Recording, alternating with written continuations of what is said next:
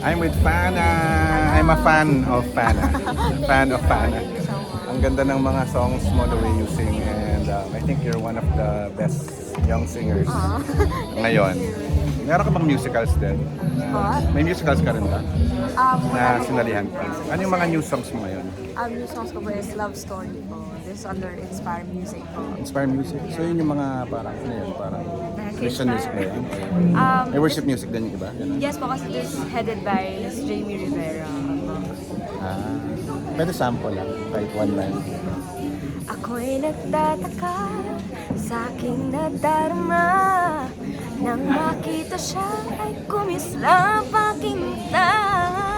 Kahit nakautingin, sana ayaw mapansin. Nang makumpleto ko ang love story ko. I really love Fana. Yan. Guys, follow all her socials. Ano yung socials mo?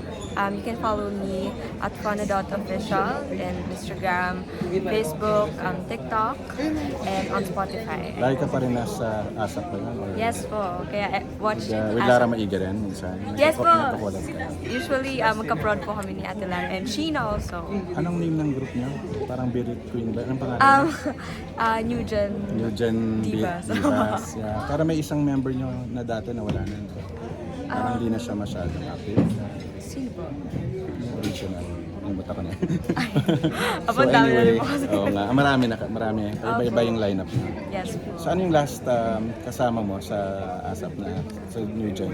New Gen, si Sheena pa rin po, si Crystal din nakakasama ko po usually pag opening, and of course si Ate Lara. Napanood mo si Sheena ba sa One More Chance? Hindi pa po, planning pa lang